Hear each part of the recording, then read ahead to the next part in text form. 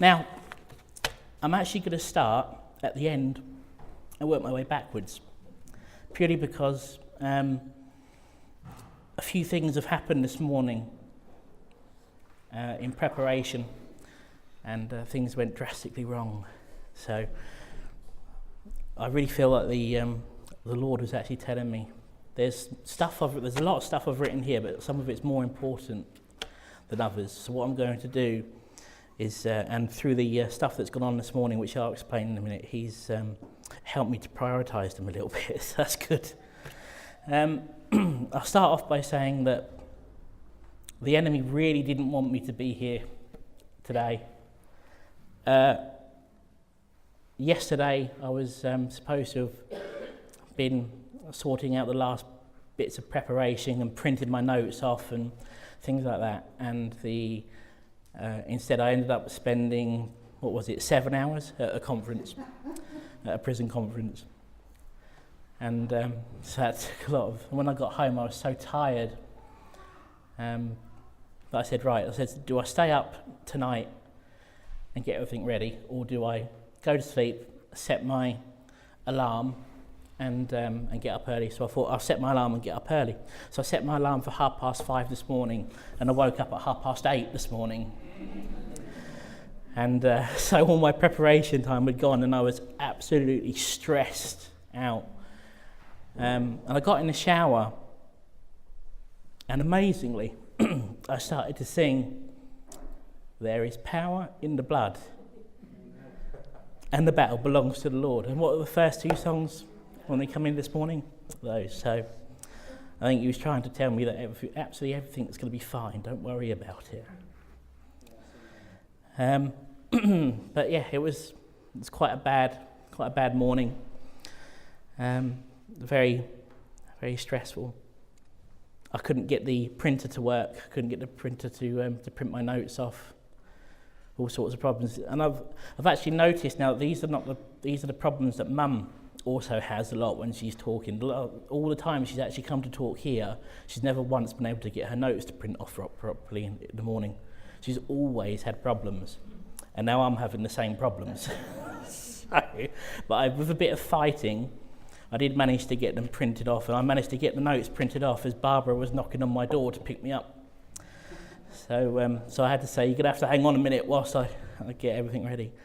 But I'm also preaching again this evening, and the notes for this evening are still on the computer. So I brought my computer with me, I brought my printer with me, and whilst we're having lunch, I'm going to sit and print them off. So, yeah, it's been a bit of a bad morning. But when I was at the conference yesterday, the prison conference, I actually realised that it's been a year, nearly to the day, that I started coming to this church. I didn't start coming properly full time, sort of every single week, until actually after Christmas. That was in the new year. But the first time that I actually came to this church for myself, rather than just coming along with the Walk Project or Tim or people like that, the first time I actually came for myself was a year ago this weekend. So I thought that was quite amazing. I asked Scott to sing Mighty Saviour Lifted High, because what I'm going to talk to you about is that the last sentence of that song, "The same power lives in us," that's what I'm going to try to get out to you today. As you know from the testimonies I've given before, I'm not well. I'm not a well person. I do have a lot of illnesses. I've got Crohn's disease, which, to be honest, I'll let you Google if you want to know more about that, because it's a rather unpleasant thing to sit and discuss. I've got ulcerative colitis, depression, arthritis, type 2 diabetes, and Asperger's syndrome. So it's quite a lot of things. And this time last year, when I started coming to this church, I was on 28 tablets a day. I've just counted how many I'm on today. I'm down to 16. Now, Yeah, go on. It's healing. Now, I was in hospital. I've been in hospital a few times with Crohn's disease. It puts you so bad you go into isolation. They lock you away in like a quarantine, it's like a side room, but nobody's allowed. You're not allowed visitors to start with because you're literally under quarantine. They think that you're an infection risk to the rest of the hospital. And in fact, the ward that I go on, the first time I went on it, I was so ill, I shut the ward down. They let me on, and then they let nobody on afterwards, and they let nobody go home either, because they were worried that I'd infected the entire hospital ward. So, and that was the time when I spoke.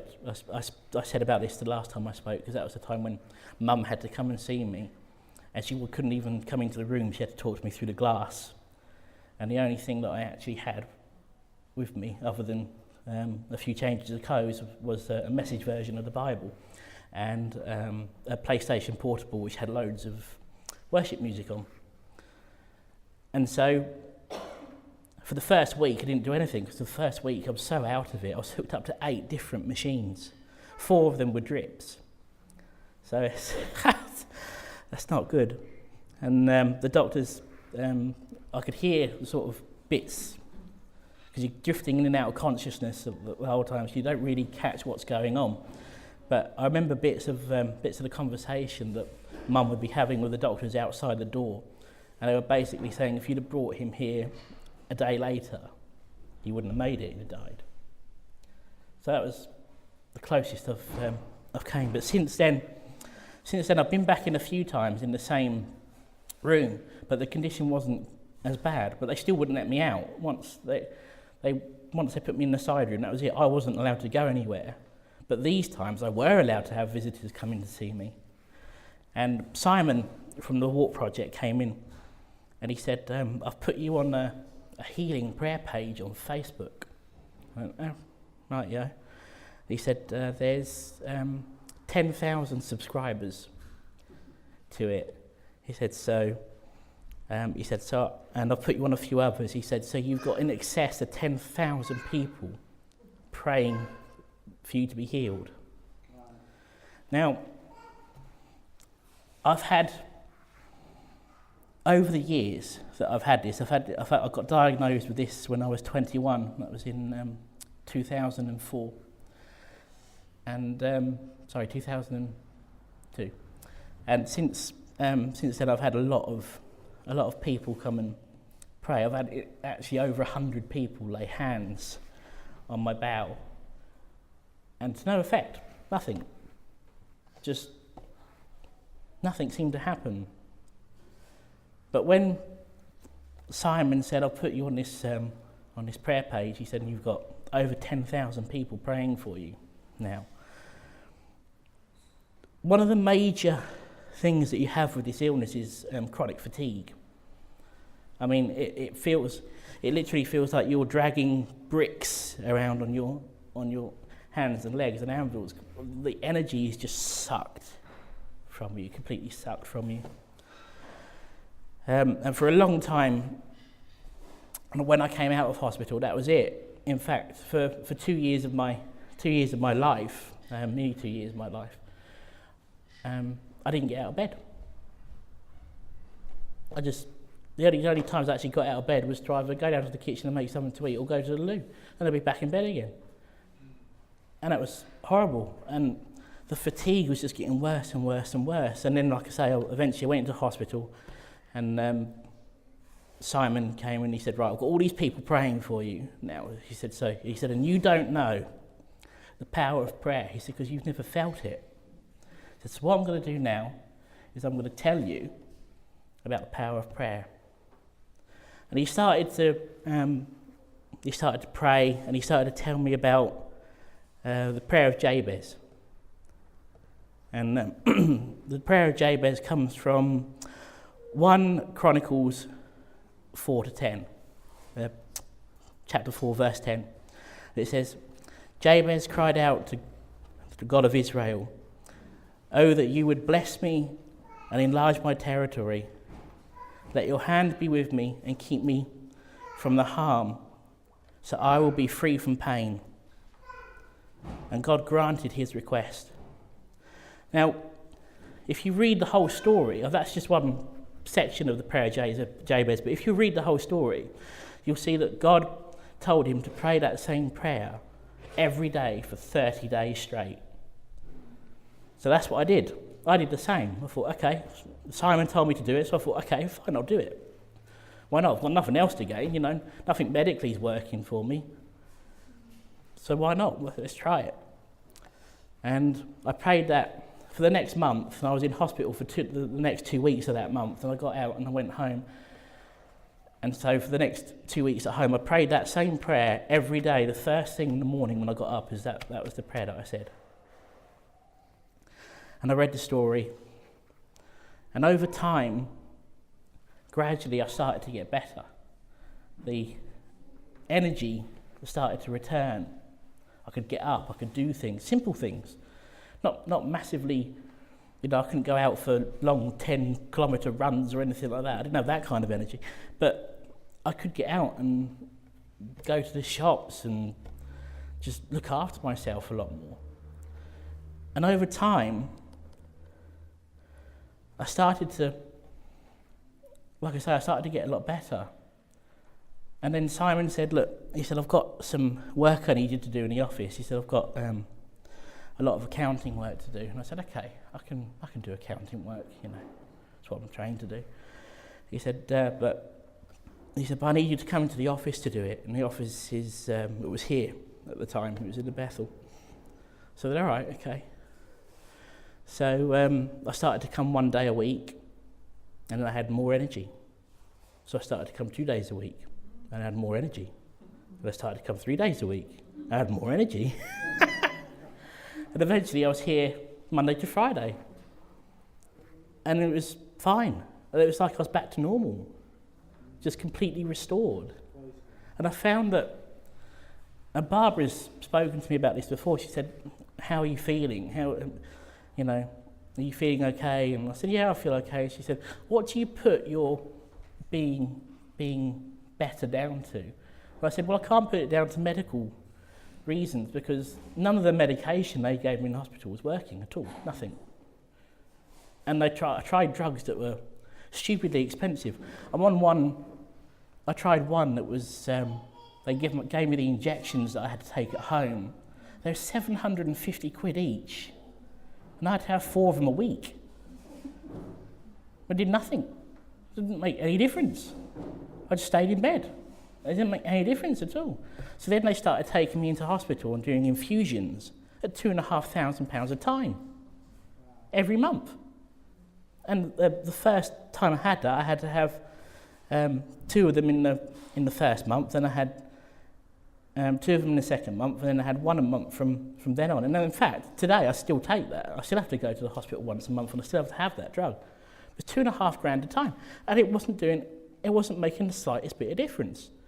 The only thing that really made a difference was coming into work, getting that first boost of energy, which I can only put down to Simon putting me on that prayer page, and having all those people pray into it.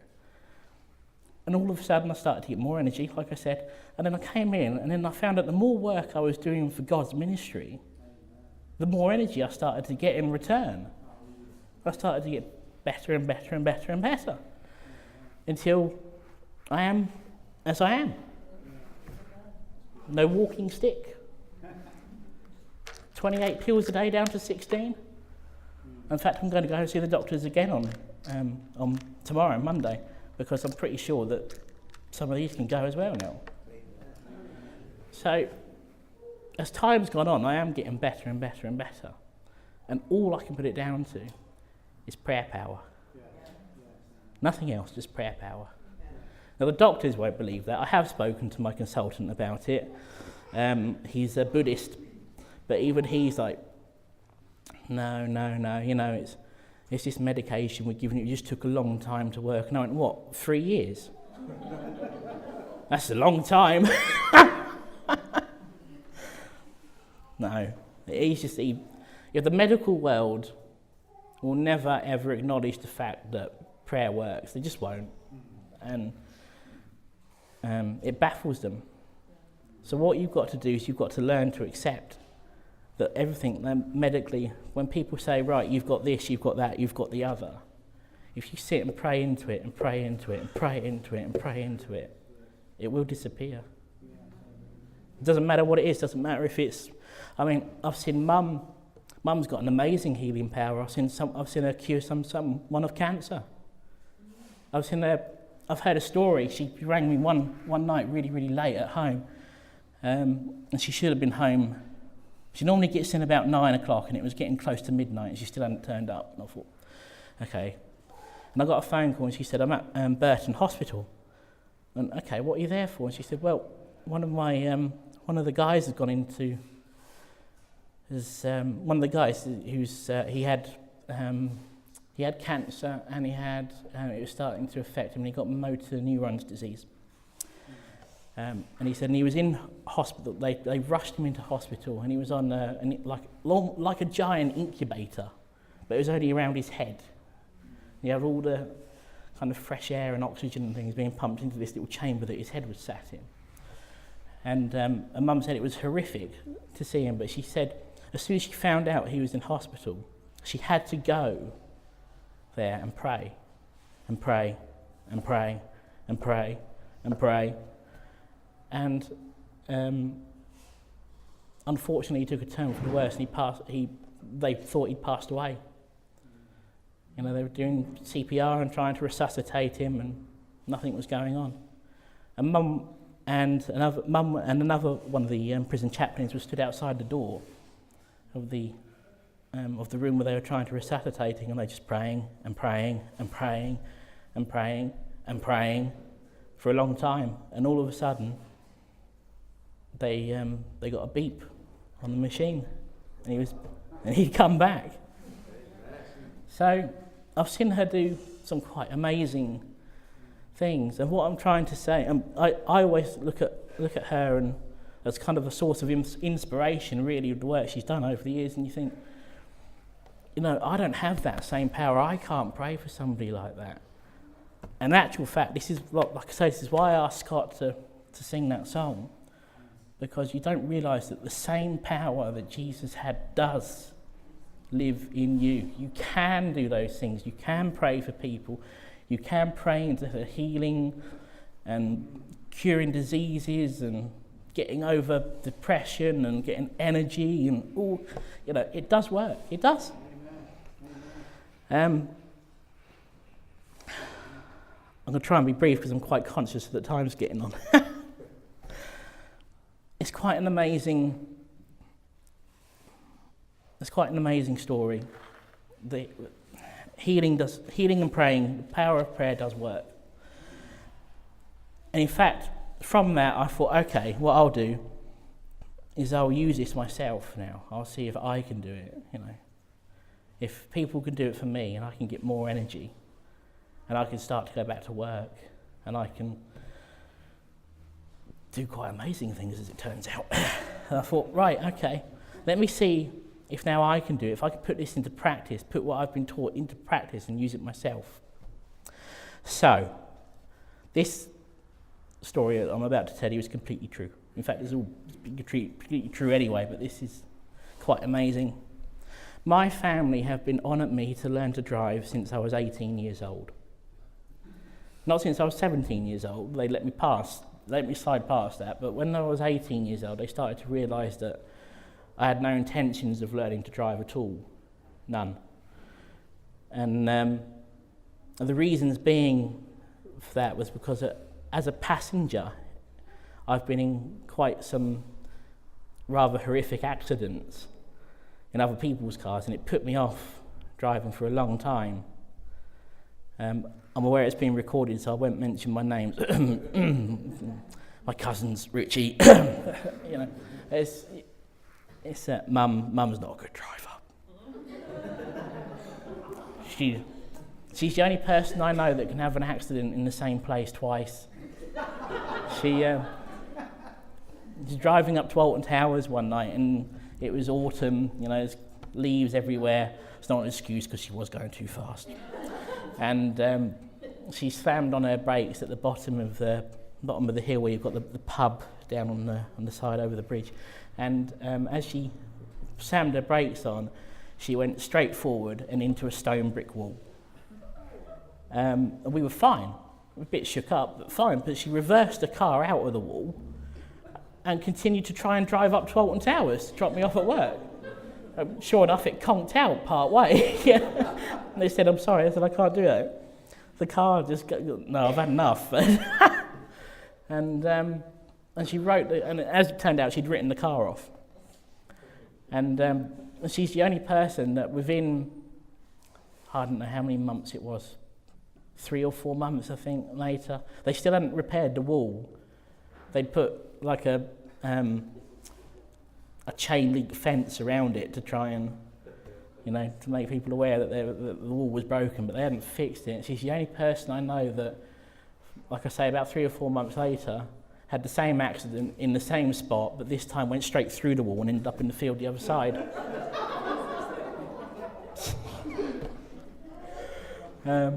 She's also been in a lot of accidents that weren't her fault.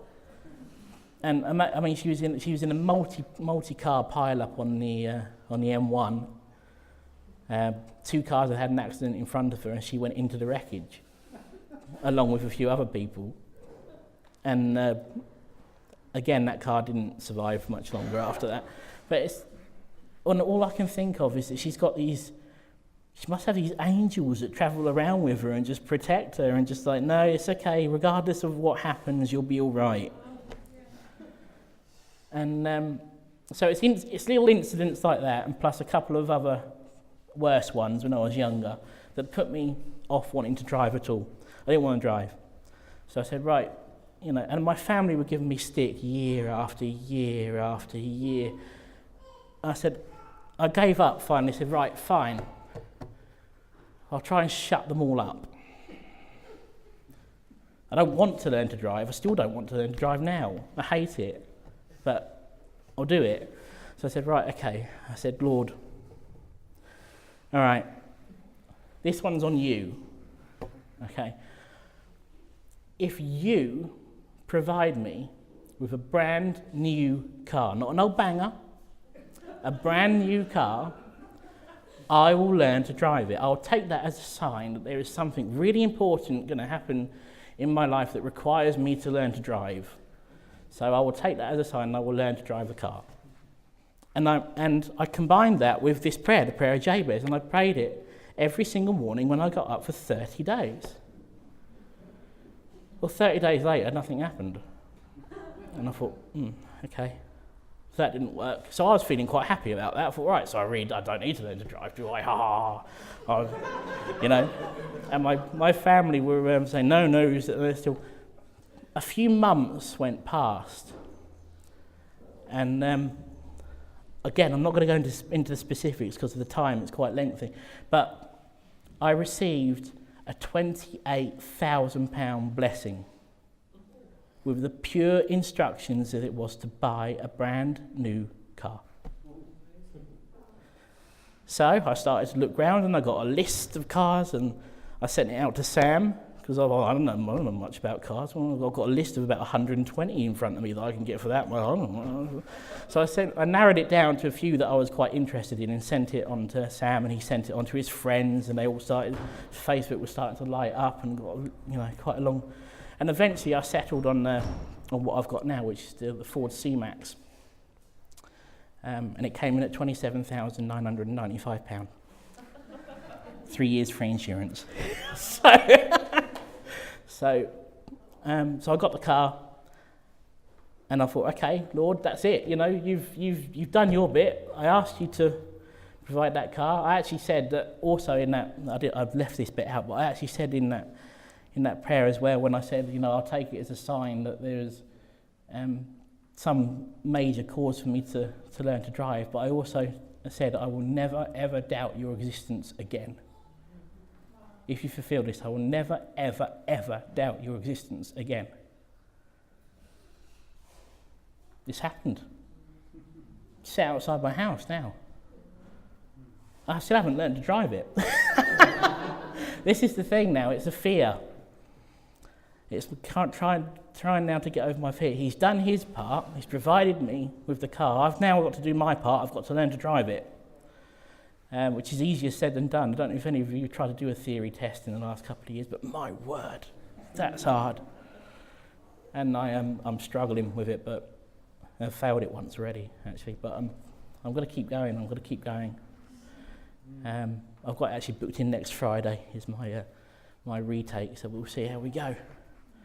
It was amazing that, it goes to prove that if you start to pray for something really specific that you want, and you pray it every single day, using that prayer of Jabez every single day for 30 days straight, and just see what happens.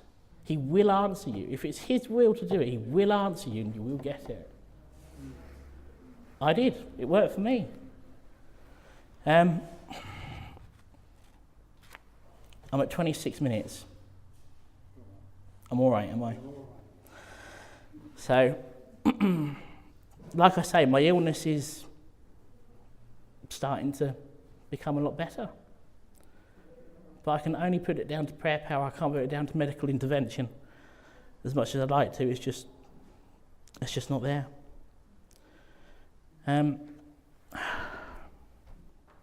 There's something else that he wants me to say that's, like I said, God's really helped me prioritise this morning.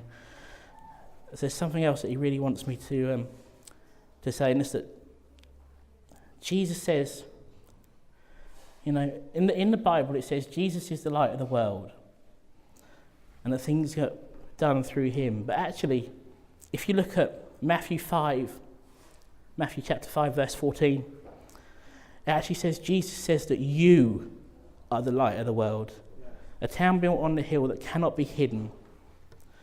And by that, he's saying that you've got to go out and do these things. You do have that power inside you. You do have that power to be able to pray healing, ask for things, and it happens.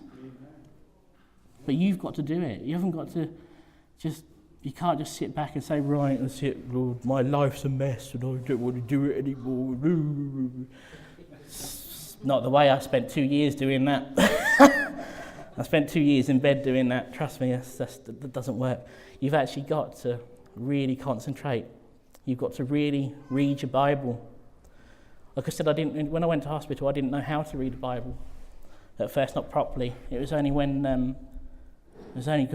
because I only had the Message version with me that Mum said, and I didn't have anything else. And I said, right, okay, Mum, how do I read the Bible? And she said, you've got to read. She said, whatever you do, don't start at Genesis. She said, move on. You start at Matthew, you read the Gospels, because you need Jesus in your life. If you start at Genesis, it will take you 6 months, and for those 6 months for you to get to Matthew, you won't have Jesus in your life. So you need to start at Matthew and get Jesus in your life.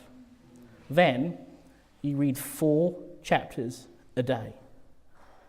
New Testament, Old Testament, Psalm, Proverb. So that's what I did. And through the reading of the scriptures and getting involved with the ministry work and more energy, so more work to do and things, and just the prayer power. Prayer power works. This is what I'm trying to say. It really, really, really works. And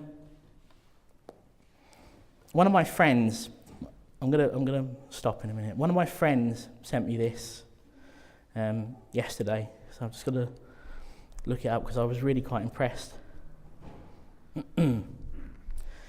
If you hang out with God long enough, if you spend time with him in prayer, meditation, reading your Bible, if you hang out with God long enough, he'll equip you to do things that you didn't know you could do. Okay? And if you don't think you can do anything, if you don't think you can do what God's asking you to do, you just remember this. Noah got drunk. Jacob lied. Moses murdered. Rahab was a prostitute. David had an affair. God still used them. He can use you too. Thank you.